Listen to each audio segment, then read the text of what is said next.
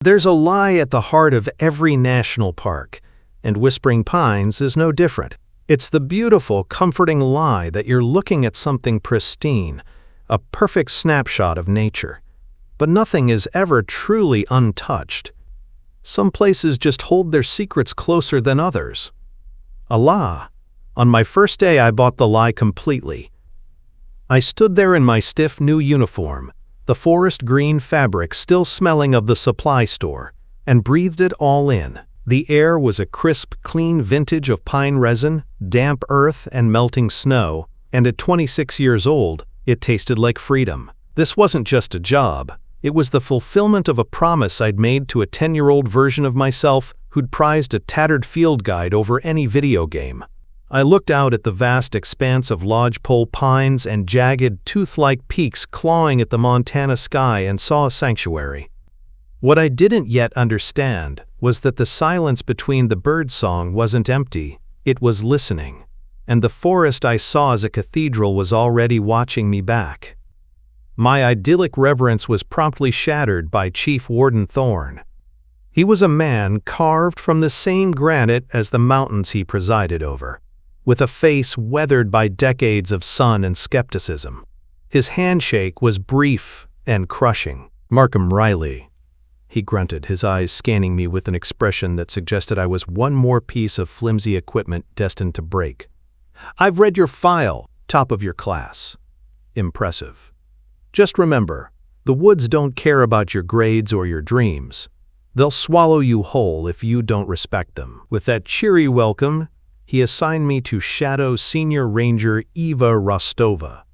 If Thorne was the park's unyielding stone, Rostova was its gnarled, deep-rooted cedar.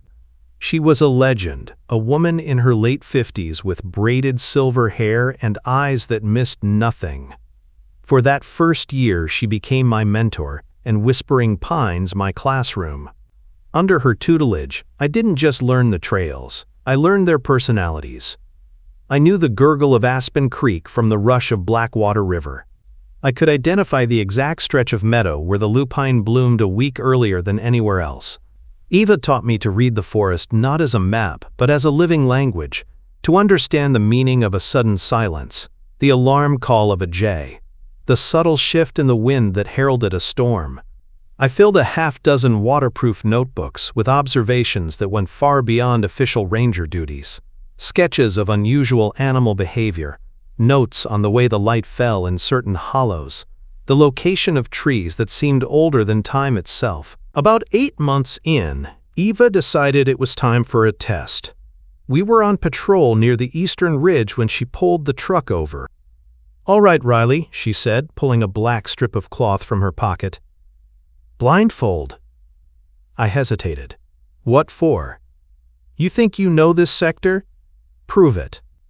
I complied, and she led me on a winding, disorienting hike for what felt like an hour. The world became a tapestry of sensations. The steep, rocky incline under my boots, the chilling whisper of wind through a narrow pass, the distant, unmistakable sound of a specific waterfall. When she finally stopped and pulled the blindfold off, she simply asked, "Where are we?" I took a deep breath, scanning the familiar arrangement of peaks. We're about 2 clicks north of the Lookout Point trailhead. That's Grizzly Creek to the west, maybe 400 yards. The air smells of cedar, which only grows thick in that one basin just over this ridge. We're standing in what the old-timers call the Quiet Basin. A rare, faint smile touched the corner of Rostova's mouth.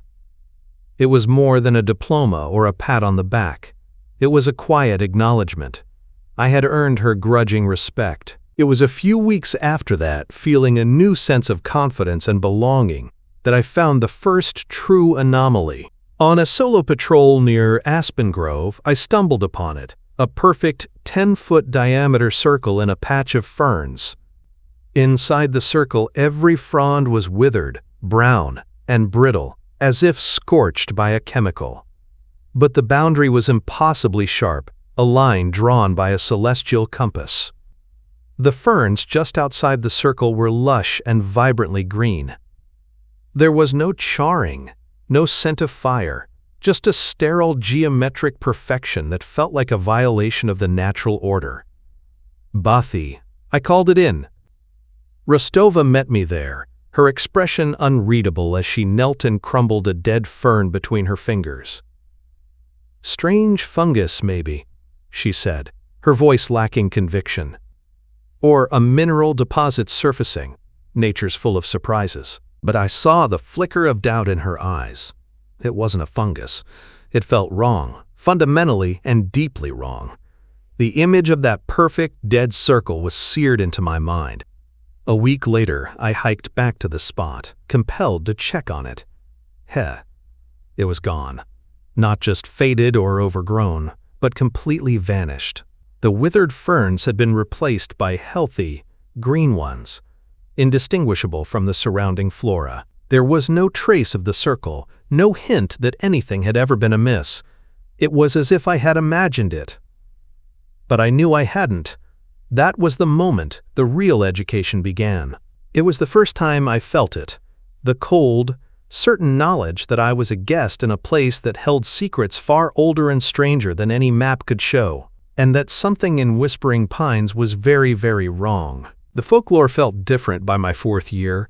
It was no longer just a quaint tradition. During a mandatory training week, I sat by a crackling fire with a half-dozen other rangers, the smell of wood smoke and cheap whiskey hanging in the air. The conversation inevitably turned to the park's ghost stories, and a grizzled veteran named O'Malley, a man who seemed to have been born with a flask in his hand, took center stage. "It's Blackwater Ridge you gotta watch," he slurred, pointing a gnarled finger toward the dark silhouette of the mountains. "That place is wrong. You'll be hiking a trail you've known for 20 years, and suddenly you get the feeling you're being paced, not by a cougar or a bear, something else. Something that knows you're there and is just waiting." He took a long pull from his flask. "There are things in these woods, Riley, older than the trees, older than the Park Service. We're just guests in their house." At the time, I nodded along, offering a polite, skeptical smile. It was classic campfire talk, the kind of spooky lore rangers used to haze rookies and pass the long, lonely nights. I filed it away with stories of Bigfoot and phantom campers, interesting but ultimately meaningless. A few years ago, I would have dismissed it entirely. Now, a small part of me wondered. That nagging wonder curdled into genuine fear later that summer. The disappearances started. In a typical year, we might lose one hiker to the wilderness, a tragic but statistically predictable event. By July of my 4th year, we were at 5. A German tourist vanished from a crowded overlook. A pair of college kids on a camping trip were reported missing by their parents and never found. An experienced local hunter went out for a day trip and simply ceased to exist. The official explanation, circulated in sternly worded memos from Chief Warden Thorne, was an unusually aggressive bear population and an influx of careless hikers. Thorne's response was clinical and detached. After the grim discovery of a hiker's mauled remains, or what was left of them, he called an all-hands meeting in the sterile briefing room. "Let's be clear," he said, his gaze sweeping across the room, daring anyone to argue. "This is a bear problem, a tragic but manageable bear problem.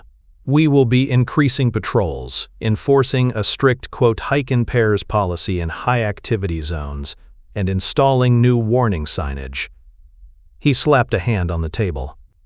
"We deal in facts, not speculation. I don't want to hear one more word about anything else. Is that understood?" The room was silent. We all understood. The topic was closed. But the numbers didn't add up, and the fear in the nearby towns was a palpable thing. The official story felt like a flimsy bandage on a deep, festering wound. A week after the meeting, I was on a solo patrol, trying to walk off the suffocating sense of frustration.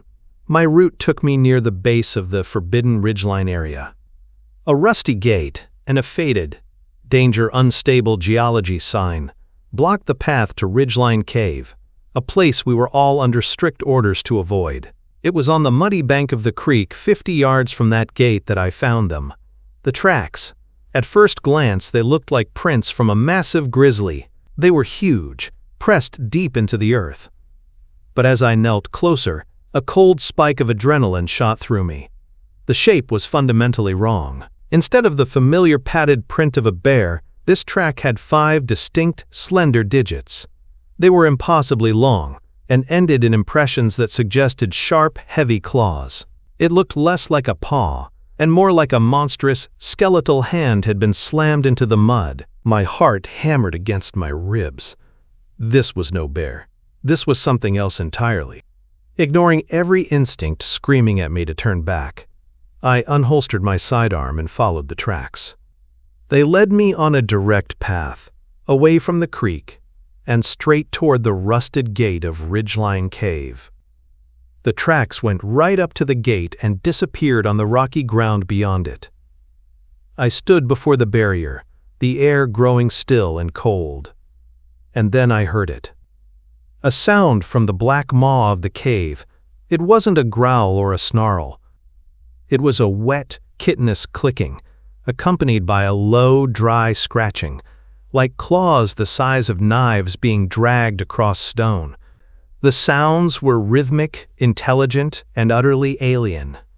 They echoed from the dark, carrying the weight of O'Malley's campfire stories and the unspoken truth behind the disappearances. My hand trembled as I stood frozen, caught between protocol and the terrifying need to know what was making that sound. Every rational thought, every word of my training manual screamed at me to back away, radio it in, and wait for backup. But the sounds from within Ridgeline Cave bypassed reason and spoke directly to a primal, reptilian part of my brain. I knew with a chilling certainty that Warden Thorne would never approve a formal investigation based on strange tracks and a ranger's bad feeling. He'd call it a porcupine, a rock slide, anything but the truth. If I wanted to know, I had to know now. The decision felt like stepping off a cliff in the dark. The rusted gate was secured with a heavy chain, but years of neglect had created a gap near the hinges where the rock had crumbled away. It was just wide enough. Sucking in my gut, I squeezed through, the cold, rough stone scraping my ribs and tearing at the fabric of my uniform. The air inside was immediately different, colder, heavier, and carrying a musty metallic scent like old blood and wet rock. I drew my flashlight, its powerful beam cutting a sharp white cone through the inky blackness. Water dripped from unseen stalactites, the sound echoing unnaturally in the confined space. The hand-like tracks were here too, pressed into the damp cave floor, clearer and fresher than the ones outside. They led deeper into the gloom. I followed, my boots crunching softly on the gravel.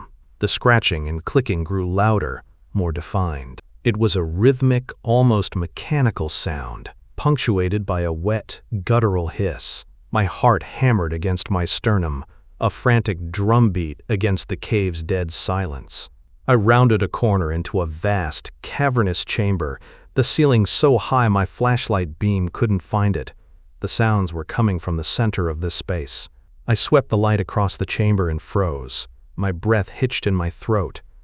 There, not 40 yards away, were the eyes. 2 points of light, reflecting my beam not with the silver white of a deer or the orange of a predator, but with a sickly, phosphorescent green.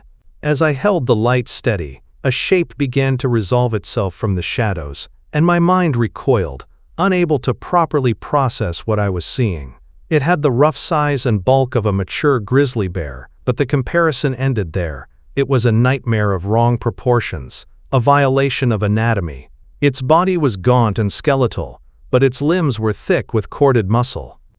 An impossibly long, serpentine neck rose from its torso, swaying back and forth like a cobra, topped with a head that was far too small for its body. The clicking sound came from its jaw as it opened and closed, revealing rows of needle-like teeth. It was a biological impossibility, a thing sketched by a mad god. Our eyes met. For a paralyzing second, it simply stared, its head cocked with an unnerving, analytical curiosity. Then, it let out a shriek, a sound that was part tearing metal, part animal agony, and charged. It didn't run like a bear. It moved with a horrifying, unnatural speed, its limbs bending at angles they shouldn't, skittering across the stone floor like a monstrous insect. Pure, unadulterated terror seized me. I turned and fled, forgetting my weapon, forgetting everything but escape. The creature's shriek echoed behind me, bouncing off the walls and sounding like it was coming from everywhere at once.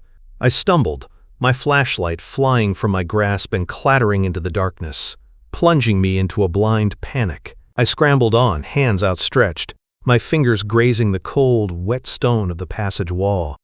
The clicking and scratching were right behind me, so close I could feel the air stir. I saw the faint gray light of the entrance and threw myself toward it. I squeezed through the gap by the gate, tearing my side open on a shard of rock. As I tumbled out into the evening air, a massive, clawed appendage, black, chitinous, and tipped with 5 gleaming talons, shot through the bars of the gate, grasping for me. It missed my leg by inches, the claws leaving deep gouges in the iron where my body had just been. I didn't stop running until I reached my truck, fumbling with the keys, my hands shaking so violently it took 3 tries to get the door open. I slammed it shut, locked it, and collapsed against the steering wheel, gasping for air. The sidearm that should have been on my hip was gone, lost in the suffocating dark of the cave. But I had lost more than a weapon. I had lost the comfortable, solid world I knew. I had seen something that defied science, nature, and sanity, and I was left with a searing memory and the terrifying, impossible question of what to report. I drove back to the station in a state of clinical shock, the adrenaline having curdled into a cold, trembling dread. I burst into Warden Thorne's office without knocking, my uniform torn and my face pale. He looked up from his paperwork, his expression shifting from annoyance to guarded concern. "Riley, what in God's name happened to you?" I tried to explain. The words tumbled out in a frantic, incoherent rush. The tracks, the cave, the impossible creature with its too long neck and sickly green eyes. I described the chase, the lost sidearm, the clawed appendage shooting through the gate. I know I sounded unhinged, like a man who had cracked under the pressure. Thorne listened with a stony patience, his hands steepled under his chin. When I finished, the only sound in the room was my own ragged breathing. "A bear, Mark," he said, his voice dangerously calm. "You were alone, it was getting dark, and you stumbled upon a bear in its den. Probably a sick one, malnourished, maybe disoriented from a disease. They can look unusual. Your mind filled in the blanks." "Sir, it wasn't a bear," I insisted, my voice cracking. "I need to go back for my weapon. We need to get a team to that cave." "Absolutely not," he said, his tone hardening to ice. "I'm not sending a team on a wild goose chase into an unstable cave system because a ranger got spooked. The weapon is gone. Consider it a lesson learned." He leaned forward, his eyes boring into mine. "You will file a report stating you encountered an aggressive bear. You will not mention any of these embellishments. This story does not leave this office. Do you understand me?" It wasn't a question. It was an order, and the threat behind it was crystal clear. My career hinged on my compliance. The encounter and Thorne's subsequent dismissal broke something inside me. Sleep became a foreign country. Every time I closed my eyes, I saw that swaying neck, those glowing green orbs. I heard the skittering claws and the metallic shriek. I took to leaving every light on in my small cabin, but the darkness in my mind was absolute. At work, I became a ghost of my former self. I was jumpy, flinching at shadows and sudden noises. I put in requests for daylight-only shifts, earning confused looks from Rostova and quiet whispers from the other rangers. I was the guy who got spooked by a bear and lost his gun. I was becoming a cautionary tale. My deteriorating state didn't go unnoticed. 2 weeks after the incident, Thorne called me back into his office. "You're a mess, Riley," he said, not unkindly. "I'm ordering a mandatory psychological evaluation with Dr. Sharma. It's for your own good. We need to know you're fit for duty." I knew it was a test. Dr. Anya Sharma was a kind, perceptive woman, and sitting in her calm, quiet office was its own form of torture. To save my job, the one thing I had left, I had to lie. I downplayed the incident, sticking to Thorne's script. I described getting startled by a large bear in the dark, how the shadows and echoes of the cave played tricks on my mind. I talked about the stress of the recent disappearances. I painted a picture of a dedicated ranger who had a bad scare and was struggling to process it. I hated every word. Dr. Sharma cleared me for duty, but the official validation only deepened my isolation. I was officially sane, officially stable, and completely, terrifyingly alone with the truth. If the Park Service wouldn't help me, I would have to find answers myself. I began spending my off hours at the small county library, a dusty sanctuary of silence and forgotten history. I pulled out old maps, settler journals from the 1800s, and archived newspapers on microfiche. And there, buried in the faded ink and brittle yellowed paper, I found them. The echoes.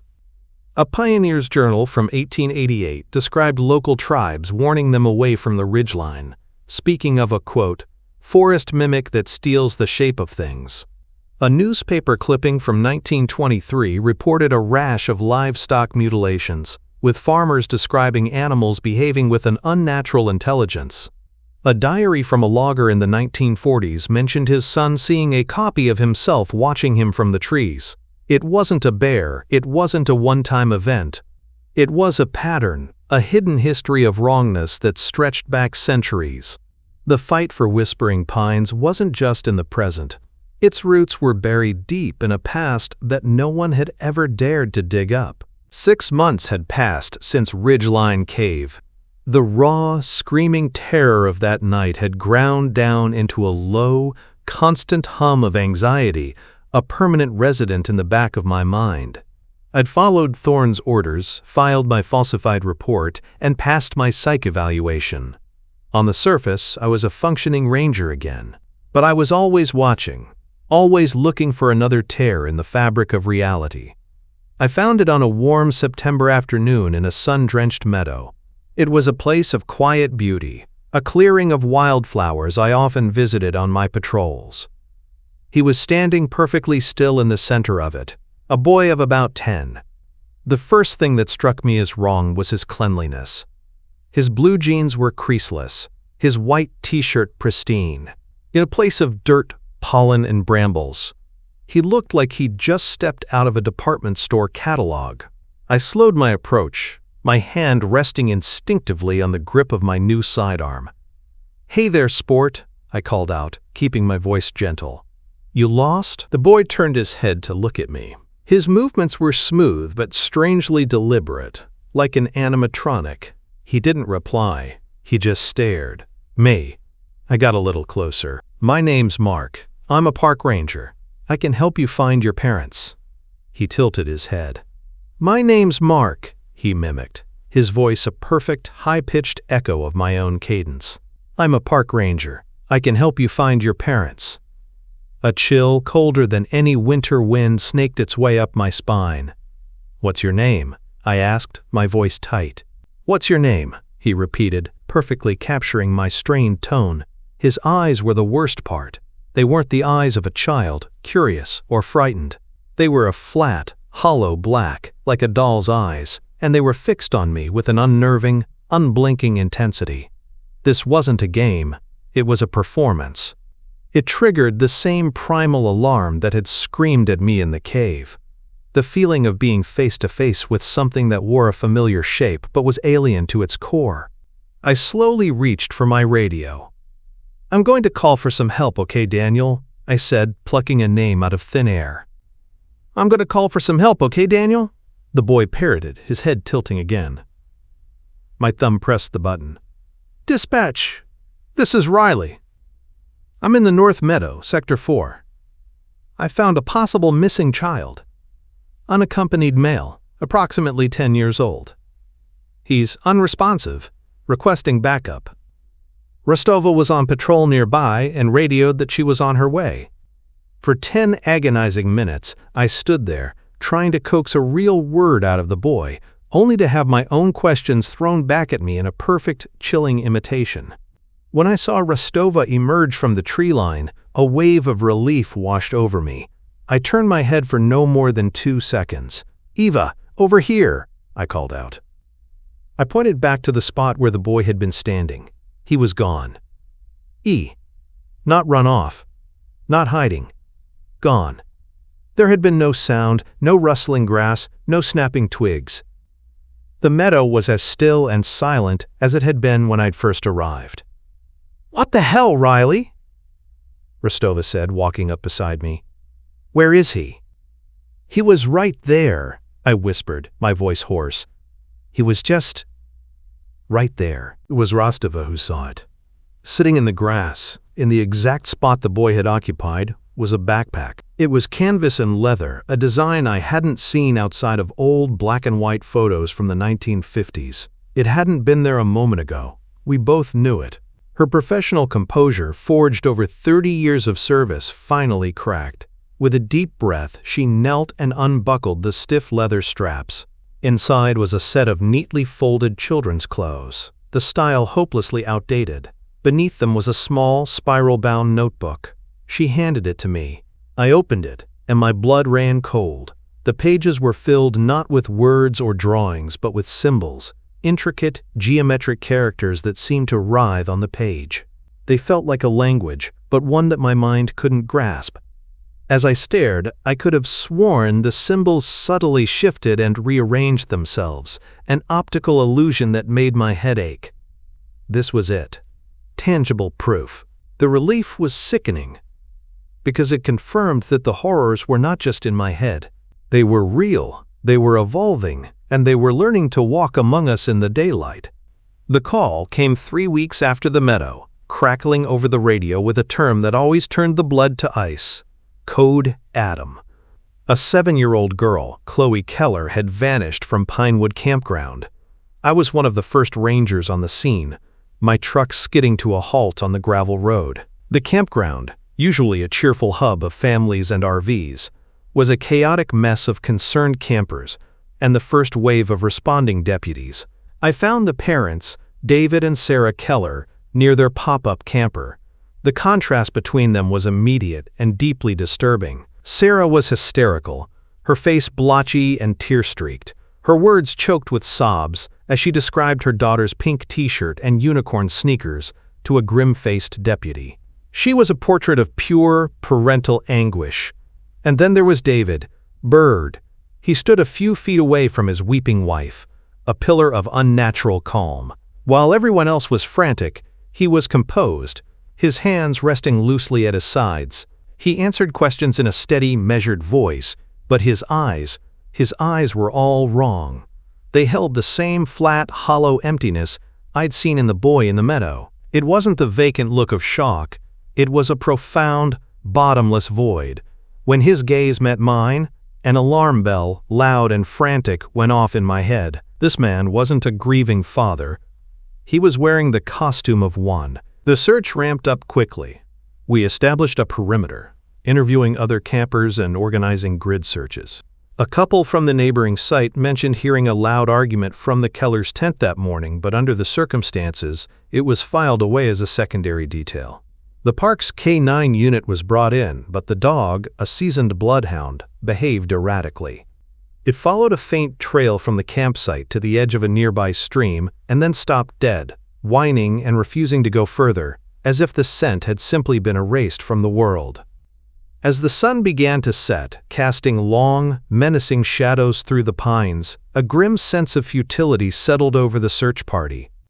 The hope that had buzzed in the air a few hours ago was gone, replaced by a cold, quiet dread.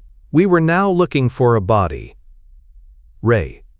It was then that David Keller approached me, stepping out from the deepening gloom. He moved with a silent, fluid grace that was at odds with his stocky build. "Ranger," he said, his voice a low, even tone that lacked any hint of panic. "I think I found something. Tracks. Down by the old logging path." My entire body went rigid. Every instinct, honed by the cave and the meadow, screamed that this was a trap. The woods were dark and dangerous, the last place a father whose child was missing should want to go. Yet here he was, not just willing, but confident. His hollow eyes were fixed on me, and in their depths, I saw a flicker of something ancient and intelligent. It knew that I knew. "Show one of the deputies," I said, my voice tight. "It's better if you stay here." "No," he insisted, a faint, unreadable smile touching his lips. "It has to be you. I want to show you myself." It was an invitation and a challenge. He was luring me away from the lights and the crowds. I was caught in an impossible bind. To refuse was to ignore a potential lead, to shirk my duty in front of dozens of witnesses. To accept was to walk willingly into the jaws of the beast. But the image of 7-year-old Chloe, real or not, left me no choice. I had to see it through. "All right," I said, my hand moving to my radio. I pressed the transmit button, making sure my voice was clear and loud enough for anyone nearby to hear. "Dispatch, this is Ranger Riley. I am proceeding on foot with the victim's father, David Keller, to investigate possible tracks. We are heading east from Pinewood Campground along the old logging trail." I clicked the radio off and met his empty stare. "Lead the way." He nodded once and turned, melting into the darkness of the woods. I took a deep breath, the cold night air doing little to calm the frantic beating of my heart, and followed him into the waiting silence. The logging trail was a dark scar through the forest, barely visible under the canopy. I followed David Keller deeper into the woods, every nerve alight. He moved with a predatory confidence, never once looking back to see if I was following. He wasn't searching for tracks, he was leading me to a destination. The silence of the forest was absolute, a suffocating blanket that swallowed the sound of our footsteps. It felt like the woods themselves were holding their breath. After a 10-minute walk that felt like an hour, we stepped into a small, circular clearing, bathed in the cold, sterile light of the moon. This was it. The stage. David stopped in the center and turned to face me. The hollow-eyed mask of the grieving father was gone, replaced by an expression of cold, ancient intelligence. "The tracks?" I asked, my voice steady despite the tremor in my hands. My thumb was resting on the snap of my holster. A slow, chilling smile spread across his face, a grotesque parody of human expression. "My daughter isn't actually missing," he said, his voice the same calm monotone. "She was never here." The words hung in the air, a death sentence. Before I could fully process them, he moved. He didn't run or lunge. He simply closed the 15 feet between us in a single, fluid blur of motion that defied physics. A hunting knife appeared in his hand as if from nowhere, and searing, white-hot pain erupted in my side as the blade sank deep into my flesh. I cried out, stumbling back, clutching the wound as blood instantly soaked my shirt and fingers. He advanced again, the knife held ready, his empty eyes watching me with detached interest. This wasn't anger or rage, it was an extermination. Training kicked in. I pushed through the agony, shoving him back with my free hand to create a precious second of distance. His body was hard as stone. I fumbled for my sidearm, the snap resisting my slick, bloody fingers. The gun was finally in my hand as he came at me again. I fired. The shot was deafening in the clearing. The .40 caliber slug hit him square in the chest. A normal man would have been thrown backward, crippled by the impact. This thing barely flinched. It simply stopped and looked down at the blossoming red stain on its shirt, with an expression of mild curiosity, as if observing a minor scientific phenomenon. I fired again. And again. 2 more rounds struck its torso. It staggered back a single step, not from pain but as if simply recalibrating its balance. It looked back up at me, the hollow gaze unchanged. My blood ran cold. It wasn't just strong, it was impervious. It raised the knife to strike again, and I fired my last 2 rounds into its head. The impact snapped its head back violently, and for a moment it stood perfectly still. Then, like a marionette with its strings cut, it folded. It collapsed to the ground in a boneless heap, its limbs settling at unnatural angles. As the life, or whatever passed for it, drained from its eyes, its mouth opened one last time. The voice that came out was not its own. It was a perfect, crystal-clear echo of my voice, laced with a chilling intimacy. "We've watched you, Mark Riley." Then it was silent. The world began to tilt. The blood loss was making me dizzy, and the edges of my vision were turning gray. I managed to key my radio. "Shots fired, officer down," I slurred, before collapsing to my knees. The last thing I remembered was the sound of distant shouting and the sight of the unblinking, dead stars above. I woke up to the antiseptic smell of a hospital and the grim face of Warden Thorne standing by my bed. He told me the rest of the story in a low, flat voice. A team had found me just before I bled out. When they'd secured the campground, they'd found Sarah Keller in her tent.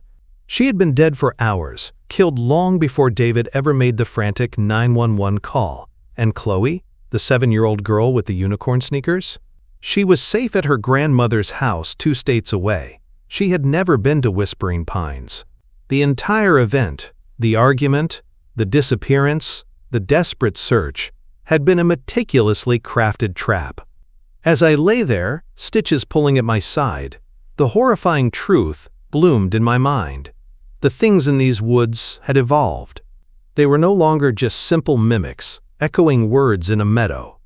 They could steal a life, a face, a complete identity, and wear it with terrifying perfection. And they had built this elaborate, murderous stage for one reason. They knew I had seen them. I was no longer an observer of the phenomenon. I was a target. The physical recovery was straightforward: staples, stitches, and a course of powerful antibiotics. The mental recovery was another matter. I spent 2 weeks at my sister Clara's house, a small suburban island of normalcy in a sea of creeping dread. Her guest room became my new station, but instead of overlooking a serene forest, my window faced a quiet, manicured street that felt more alien than the deepest woods. Clara tiptoed around me, her worried glances more painful than any probing question. She saw a brother recovering from a brutal attack by a disturbed man. I saw the face of the enemy everywhere, in the hollow expression of a passing mailman, in the way a neighbor's child perfectly mimicked a phrase from a cartoon. The world outside Whispering Pines was no longer safe. It was just a larger, more complicated forest. My obsession became my only anchor. I spent my days online, cross-referencing my library notes with digital archives and obscure historical forums. The wall above my temporary desk became what Clara called my wall of crazy. A sprawling collage of maps, timelines, newspaper clippings, and scribbled notes. A pattern emerged from the chaos, stark and undeniable. Every 7 years, like clockwork, Whispering Pines experienced a spike. A rash of disappearances, a surge in strange animal behavior, reports of unsettling encounters. It was a cycle, ancient and predictable. And for over a century, the Park Service had either ignored it or actively covered it up. The attack on me wasn't random. It was the violent peak of the latest cycle. When I was finally cleared for light duty, I returned to the park a different man. The forest no longer felt like a calling. It felt like a battlefield. My first day back, I used my credentials to access the restricted digital archives, the ones Thorne kept under a digital lock and key. The truth was worse than I had imagined.